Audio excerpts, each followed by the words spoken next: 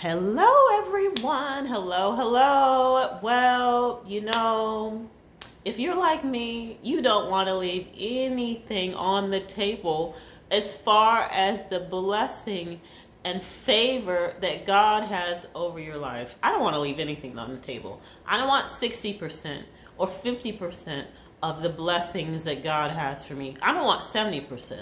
I want all of the blessings that God has for my life.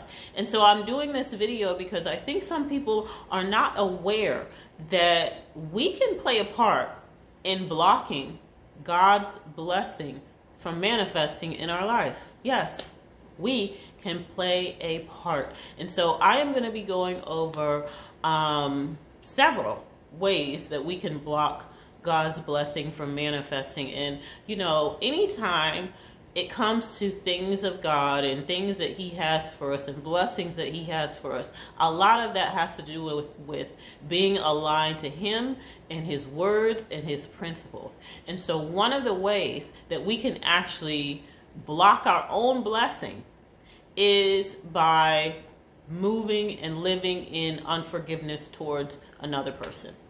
Now, forgiveness is not a good suggestion. Forgiveness is actually a commandment. And when we are not forgiving others as God forgave us, because remember, we are all sinners. We all have fallen short of the glory, but Jesus came so that we could be saved, so that we could be redeemed from the curse of the law. And so I don't want to get into all of that stuff, but if you are a believer in Jesus Christ, if you follow Him, then we have an obligation to be a reflection of who He is. He forgave us, and so He commands us to forgive other people. And so when we hold unforgiveness in our hearts against people who have wronged us, people who have done things to us, we are contradicting the mandate and the commandment of God to forgive. And anytime we are contradicting His principles, His commandments, His mandate, then that means that we are in sin. And so when we are holding unforgiveness, when we are not able to release someone, then that can block blessings that God has for us. Now, just to clarify, I don't want it to sound like forgiving means that you have to go back to that person. I know that some people have had horrific things done to them by others, by parents, by family members. And so I want to be very clear. Forgiveness does not mean that you go back and embrace them. It means that you release them from owing you anything. You give them a clean slate. That does not mean that you put yourself in harm's way again. It does not mean that you go back to abuse. It does not mean that you should be mistreated by that person again.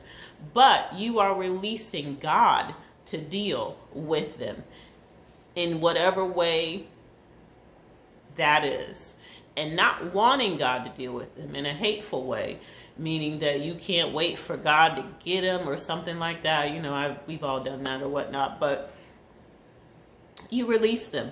They owe you nothing, and you release them, and that's it. And you forgive them. And so you've forgiven someone when their name there, you see them, their name comes up, their image, whatever that has to do with them, and you don't have any feelings. You don't wish any ill will toward them. You have completely and totally released them. So, number one is forgiveness.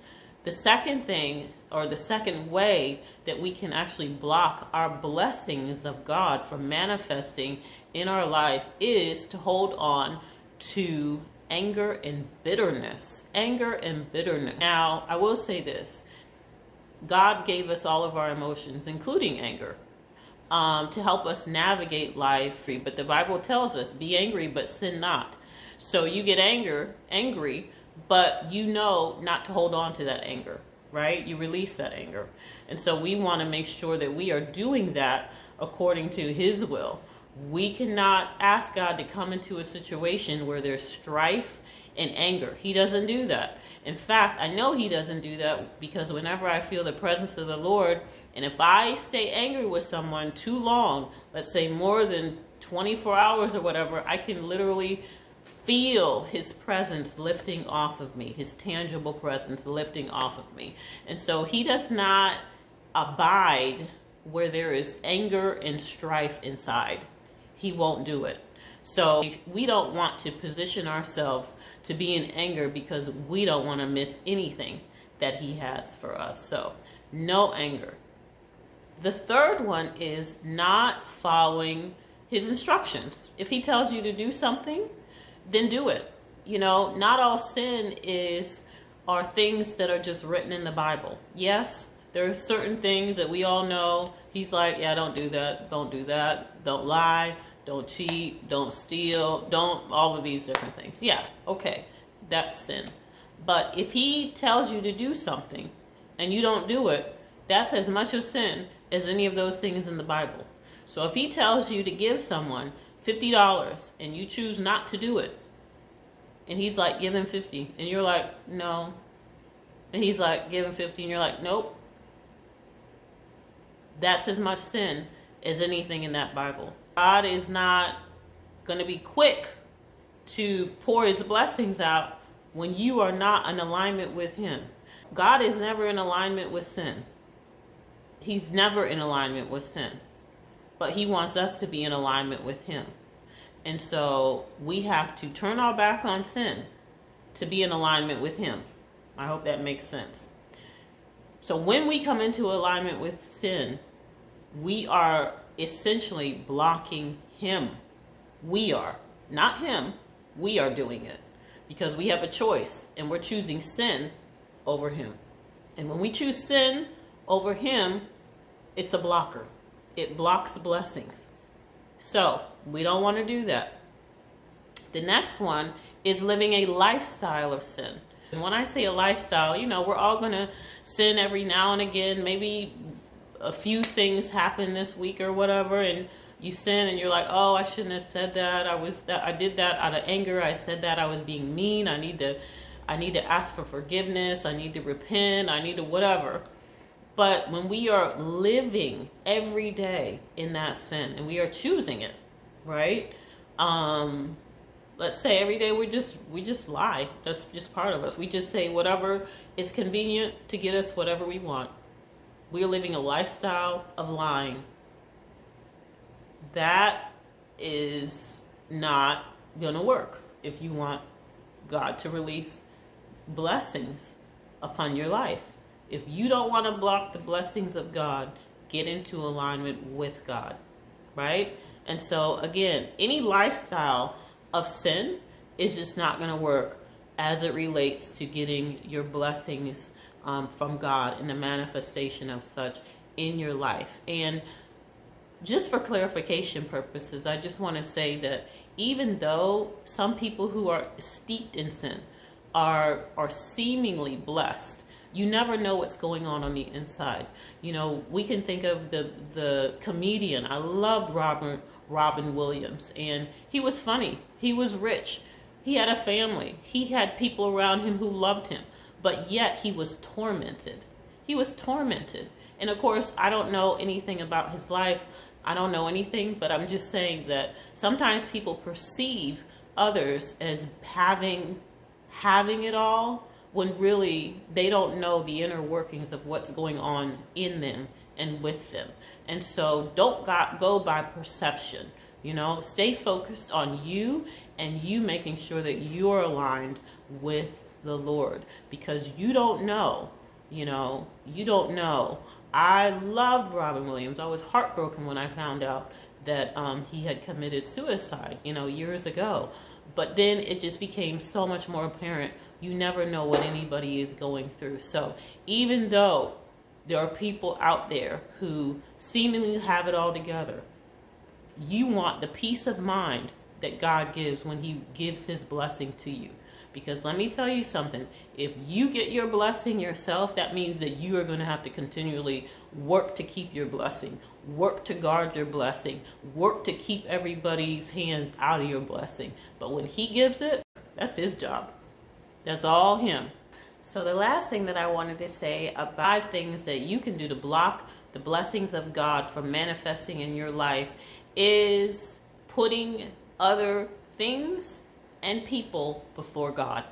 Now, I'm sure that everybody knows what an idol is, and a lot of people think of an idol as something that's tangible. But an idol is anything that you put before God.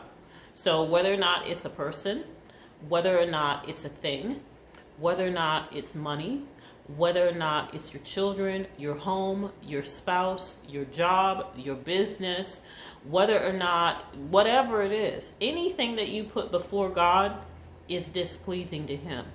He should be the number one in your life. You can have children, you can be married, you can have a huge family who you love to pieces, you can have a lot of money. It doesn't matter. He is number one. He said, I am the Lord thy God. None, not one, should you put before me. I am the Lord your God. And so he has got to be number one in our lives in order for us to get the fullness of the blessing. Now, that doesn't mean that we don't love our families and all this other stuff. People will a lot of times try to project a whole bunch of nonsense off of that. No, it means keeping him first. That means he is first priority. He's first priority. And then everyone else and everything else. But he is first priority. So if your spouse or your children want you to do something that's contrary to what God wants you to do, that means that he's not first priority.